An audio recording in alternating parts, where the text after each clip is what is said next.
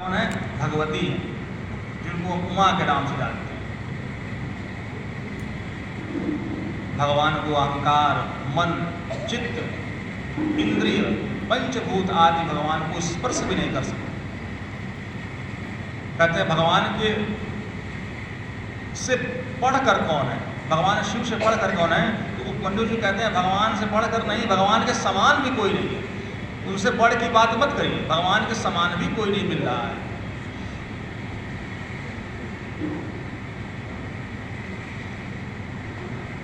जो जो अकल्याणकारी दोष है, जिससे लोगों का कल्याण नहीं होने वाला है, उनमें भगवान का वास नहीं रहता है। जिनके अंदर दोष क्या होते हैं? दोष कहाँ से? मन से, कर्म से, वचन से, वाणी से, काया से, काया का अर्थ है शरीर से। जिस मनुष्य के अंदर इन प्रकार की बुराइयां हैं, दोष हैं, भगवान का सानिध्य उनको प्राप्त होने वाला नहीं।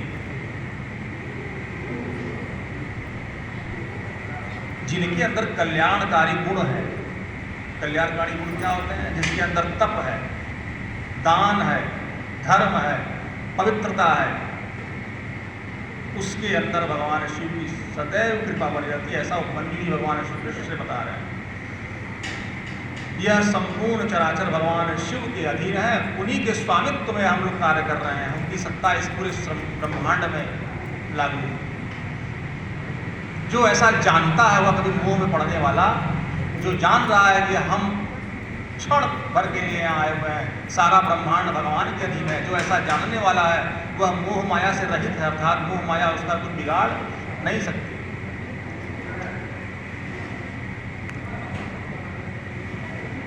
उपमन्यु जी ने बताया कि भगवान का प्रणव अर्थात भगवान के जो मंत्र हैं, उसी से मनुष्य को सिद्धि प्राप्त होती है। जो कहते हैं सिद्धि, पंडित जी को बड़ी सिद्धि प्राप्त है, तो सिद्धि ऐसे प्राप्त होने वाली, पंडित जी रात भर बैठ के जपते हैं। कब जपते हैं? जब सूर्य चंद्र की ऐसी गणना हो जाती है जिसमें भगवान विशेष कृपा करते हैं। जैसे दीपावली की रात में लोग हवन करते हैं, यज्ञ करते हैं, जप करते हैं, तो ज़्यादा सिद्ध होता है, लोगों की मानता है। होली की रात में ऐसा लोग करते हैं।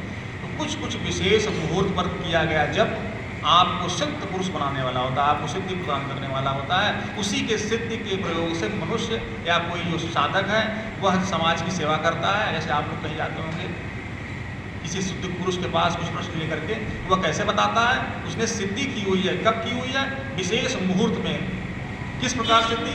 भगवान के मंत्रों का जाप करके उसने सिद्धि प्राप्त की हुई है। इसलिए भगवान के मंत्र के बिना सिद्धि पाना असंभव है,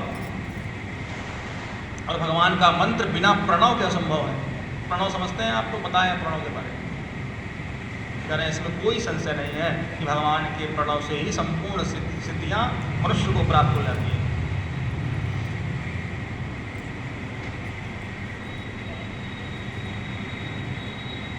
कहते हैं सूर्य एक है लेकिन किरण अनेक है। भगवान सूर्य नारायण एक है। सूर्य भगवान कौन है? कश्यप जी के पुत्र। कश्यप जी के पुत्र है विवस्वान। विवस्वान का नाम सूर्य भगवान को हम सूर्य नारायण जानते हैं। सभी देवता संपूर्ण चराचर कश्यप जी की ही संतान है। मनुष्य भी, दैत्य भी, असुर भी, दानव भी, सब कश्यप जी के संतान है।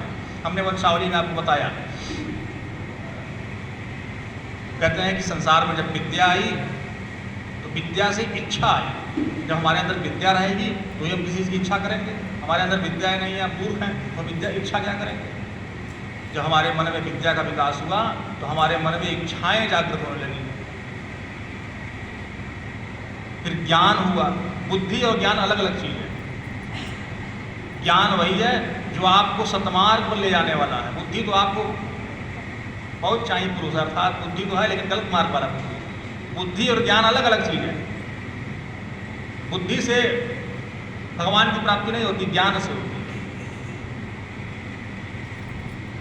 ज्ञान कैसे मिलता है? ज्ञान भगवान का भजन करने से ज्ञान मिलता है। हमने आपको शास्त्र के ज्ञान के विषय में बताया, शास्त्रार्थ के विषय में बताया कि मनुष्य को कब कब क्या करना चाहिए। तो हमने आपको जब बताया तो आपका ज्ञानवर्धन हुआ कि नहीं हुआ? पंडित जी बताए थे यह कर्म ऐसे से करना चाहिए।